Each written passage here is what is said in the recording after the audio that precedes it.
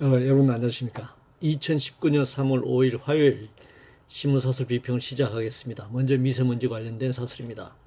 조선일보는 미세먼지 비상엔 하는 척하고 보부수기 몰두 환경부라면서 비판하고 있네요. 중앙일보는 미세먼지에 들끓는 민심 손 놓은 정부라면서 비판하고 있습니다. 미세먼지 대책은 당장 눈에 보이는 무엇으로 해결할 수가 없습니다. 그러나 흐르는 강물을 막아 환경을 파괴하는 4대 강부는 당장 철거할 수 있는 문제이죠. 이를 단순하게 비교할 수는 없다고 생각합니다. 미세먼지는 화석연료를 중심으로 하는 자본주의 대량 생산과 소비, 그리고 수천만 대의 자동차가 뿜어내는 이산화탄소 등의 영향이죠. 그렇기 때문에 이 자본주의 생산과 소비 이 구조를 어떻게 바꿀 것인가, 어떻게 대체 에너지로 대안 에너지로 바꿔나갈 것인가 하는 굉장히 많은 논의와 또 그 과정, 그걸 필요한 법과 제도 정비, 또 의식의 변화 이런 것이 필요한 것입니다. 미세먼지와 4대 강보를 바로 똑같은 기준으로 비교할 수는 없다 이렇게 생각합니다. 한미동맹 관련해서 조선일보는 공조도 없고 훈련도 않는 한미동맹 급대기화하고 있다 이렇게 주장하고 있고, 한국경신문은 대한민국은 최악 안보 상황에 대비하고 있는가 라면서 핵심 문제 정부를 비판하고 있습니다. 미국은 자신들의 경제적 부담 없이 한미 군사훈련을 유지하려고 하죠. 군사훈련이 아니더라도 주둔비를 정액시키고 군사무기를 판매해서 이득을 얻어왔고 그렇게 하려 하고 있습니다. 평택 미군기지나 소성리 사드처럼 미국 전략자산의 배치를 통한 향후 100년간 군사적 지배를 호언장담하고 있지 않습니까? 그게 바로 자주국방, 우리 자주국방과는 거리가 먼 안보 껍데기죠. 군사적 식민지라고 할 수 있습니다. 유치원 관련해서 한국경신문은 유치원 대란에서 간과된 재산권 침해 냉정하게 따져봐야 한다라는 제목의 사설에서 역시 비판하고 있고, 매일경제신문은 사립유치원 사태 재현되지 않게 하려면 이런 제목의 사설에서 개인이 설립한 사립유치원은 사유재산이다 이렇게 주장하고 있습니다. 우리나라 헌법 23조는 재산권을 보장하되 내용과 한계는 법률로 정하도록 하고 있고, 아무리 사유재산이라고 하더라도 공공의 복리에 적합해야 합니다. 그리고 헌법 31조는 국가 교육을 국가의 의무로 규정하고 있습니다. 이런 헌법 23조와 헌법 31조에 따를 때 교육기관의 사유화는 당연히 금지시켜야 하고, 현재의 이 사립유치원은 저는 국공립해야 한다, 국공립화해야 한다 이렇게 생각합니다. 사강대사 관련해서 조선일보는 사강대사가 측근 돌려막기 해도 되는 자리인가라고 비판하고 있는데, 주요국의 대사는 당연히 측근을 임명하는 것이 권력의 속성이고 그것이 문제될 수는 없습니다. 문제가 된다는 것은 그 업무를 수행할 수 있는 그 합당한 인사인가 아닌가, 그것을 문제 삼아야 하는 것이지, 측근이 4대강 주요국가의 대사로 임명했다, 그래서 문제다, 이건 말이 안 되는 것입니다.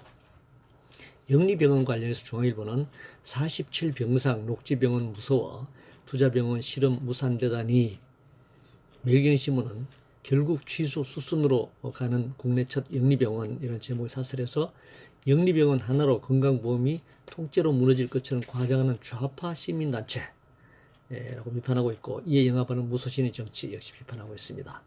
문화일보는 국내 1호 투자병원 물산 위기, 내국인 진료도 허용해야 한다 이렇게 주장하고 있습니다. 여기서 투자병원으로 표현했는데 투자병원이 아니라 영리병원이죠. 투자병원은 공공투자도 할 수 있는 것이기 때문에요. 자본에 의한, 의료자본, 병원 자본에 의한 영리병원입니다. 병상 규모의 문제가 아니라 제주 영리병원을 시작으로 전체 병원을 영리병원으로 만들어 가려는 의도가 문제라는 것입니다. 그렇지 않아도 공공의료기관이 절대적으로 부족한 우리나라 현실에서 정책이 완전히 거꾸로 가는 그런 방향에 대해서 반대하는 것은 당연하다. 이것이 무슨 특정 좌파 시민단체의 요구만은 아니다 이렇게 생각합니다. 제주영리병원의 제주도민의 여론조사에서 나왔듯이, 그럼 제주도민의 다수가 좌파 시민입니까? 그렇지 않죠. 한번더 비핵화 관련해서 중앙일보는 비핵화 결렬 정부는 싱가포르 회담부터 차분히 복귀해 봐야 한다는 제목의 사설에서 빅딜에 대한 북미의 인식 차이가 원인이다. 그렇죠. 그 인식의 차이가 분명히 있습니다. 동아일보는 미국은 완전 비핵화 빅딜을 하자는데 한국은 영변 강조하며 엇박자를 내고 있다. 이렇게 비판하고 있네요. 빅딜을 하려면 북미 양자가 빅딜의 내용을 서로 협상안으로 제출해서 합의가 이루어져야 빅딜이 되는 겁니다. 미국은 북한의 빅딜 안을 내라고 하면서 자신들은 스몰 딜만 제출하거나 심지어는 노딜안을 지금 제출하고 있는 것이죠. 말하자면 북핵 핵폐기 상황을 보고 이거 다 폐기해라 항복 문서를 쓰라는 거죠. 그러면 제재를 검토하겠다는 것이니 이것은 협상이 아니라 항복 문서를 요구하는 것이고 일종의 협박이다 이렇게 얘기할 수 있습니다. 문화일보는 미화는 엇박자, 북에는 맞장구, 어느 나라 NSC 국가안전보장회의인가 라면서 비판하고 있는데 이 문재인 정부가 제출하고 있는 한반도 비핵화의 북미 협상에 대한 이 안이 중재안이냐 중립안이냐 뭐 이것을 여러 가지 측면에서 볼 수 있지만 어떤 것을 내놓더라도 이 수고보수 신문들은 문재인 정부의 중립안이 중재안이 북한이 유리하거나 바로 북한이 주장은 아니다 이렇게 지금 주장해왔고 그렇게 주장하고 있습니다. 그러면 미국과 일치하는 것만이 한반도 비핵화를 이룰 수 있는 것이냐? 그럼 미국이 주장하는 대로 북한이 완전한 현재 핵과 미래 핵까지도 완전히 폐기하면 그 다음에 제재 완화를 검토할 수 있다.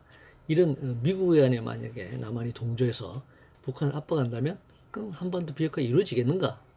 다시 1년 전의 긴장과 전쟁 직전의 상태로 가지 않겠는가 하는 측면에서도 우리가 생각해 봐야 하는 것입니다. 미국과 일치하는 것만이 한반도 비핵화를 이룰 수 있는 것도 아니라는 것입니다. 그래서 딜레마죠. 한국이 중재하는 결정적인 합의에 이룰 수 있도록 만들어가는 그런 상황이 아니라는 것. 우리가 북미 간의 협상에 키를 잡고 있는 것도 아니고 그의 영향력을 행사하는데도 한계가 있다는 것이 우리 한국 정부의 딜레마다 이렇게 얘기할 수 있습니다. 탈원전 관련해서 문화일보는 이젠 반도체 공장에 자체 발전소 짓게 된 기막힌 현실이라는 제목의 사설에서 정부의 탈원전 정책으로 값싸고 질 좋은 에너지 비중이 줄면 전기료가 오르고 전력 수급이 불안해진다 이렇게 주장하고 있습니다. 이건 정말 사실이 아닌데요. 갑작스러운 정전, 즉 블랙아웃으로 인해 피해를 볼 수밖에 없는 화학, 철강, 반도체 등 장치 산업이나 또 환자의 생명을 다루는 병원, 대형 병원 등에는 자체 발전소가 당연히 있어야 하는 것입니다. 보조 발전소가 있어야 하는 것이죠. 그것은 당연한 일이지 무슨 기막힌 일은 아닌 겁니다. 탈원전으로 이렇게 몰아가는 것 이것은 기만이다 이렇게 얘기할 수 있습니다. 동아일보는 석 달 연속 수출 감소 도돌이표 대책으로는 돌파 못한다 라는 제목의 사설에서 중견기업 정부 핵심 기술 심의로 수출이 늦어지는 문제를 지적하고 있습니다. 지방 수출기업은 인력난을 겪고 있다. 이것도 문제를 삼고 있네요. 그러면서 기업에 실제로 돈이 도울 수 있도록 신속하게 수출 자금을 지원해야 한다. 그런 주장을 하고 있습니다. 매일경제신문은 수출 비상 주력 산업 경쟁력 디체킹이 필요하다라는 제목의 사설에서 투자 의혹 꺾는 법인세 인상, 최저임금 인상, 높은 규제 장벽을 문제 삼고 있습니다. 항공기 날개와 동체를 완전 해체해서 새 비행기를 만드는 수준인 디체킹으로 나가야 한다. 이렇게 주장하고 있네요. 결국 수출이 어려우니 정부가 재정을 지원하라. 그런 이야기죠. 수출기 어려움을 국민의 중요를 들어서 극복하게 하겠다는 주장인데 그동안 수출 주도인 고도성장, 고도경제 성장의 몫이 도대체 뭐 어디로 간 겁니까? 왜 이 빈익빈 부익부 양극화가 더 벌어졌을까요? 그럼 이 법인세, 최저임금, 규제 등이 현재 수준에서 진행되고 있는 상황에서도 어떻게 고도의 경제 성장이 뒷받침이 됐던 그런 수출을 할 수 있었을까요? 역대 최고의 수출 고도 올리고 말이죠. 그래서 만약에 이것이 법인세가 문제였다, 최저임금이 문제였다, 규제가 문제였다면 우리나라는 고도 수출을 고도 경제 성장에 뒷받침이 된 이런 최고의 수출을 이루어가지 못했을 겁니다. 그래서 현재 수출이 침체하고 있는 부분을 법인세나 최저임금이나 규제에서만 찾아서는 해결되지 않는다. 그러면서 이것을 공격하면서 결국은 국민의 주머니를 털어서 수출 대기업에 돈을 지원해 주라. 그런 얘기를 지금 하고 있잖아요. 그리고 산업일부금을 털어서 기술 혁신이라든가 또 이 수출 침체기에 장기적 대비하는 장기적 전략을 세우는 것이 우선이지. 정부에게 돈 대라, 술주자금 대라라고 하는 것은 이거 협박 아닌가요? 마약과 관련해서 동아일보는 강남 클럽까지 번진 환각 파티, 마약과의 전쟁 나서라 이렇게 주장하고 있는데 이를 단순히 향정신성 의약품이 문제다. 윤리도덕적으로 사회적 악으로 규정하고 이렇게 대응해야 한다. 이것만으로는 본질 문제를 해결할 수 없습니다.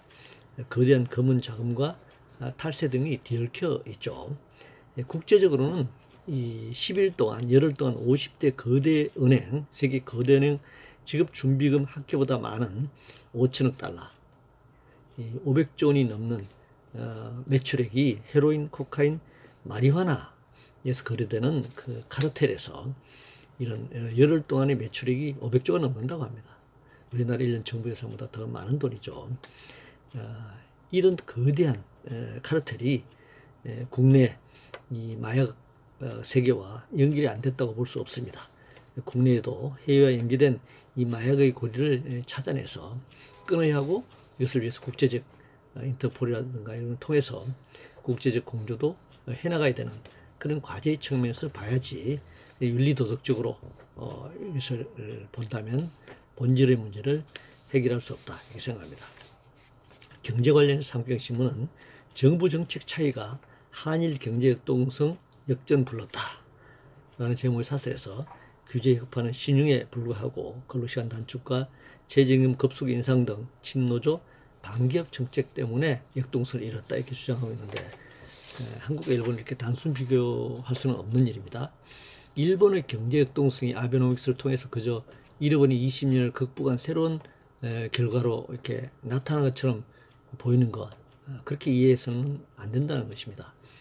일본은 아베노믹스의 본질은 재정 지출과 금융의 순환을 통해서 이 거품 경제의 첨율이 굉장히 높은 겁니다. 그래서 경제 활성화되는 것처럼 보일 수도 있지만 본질에 있어서 한국 경제, 일본 경제나 미국 경제나 세계 경제 공이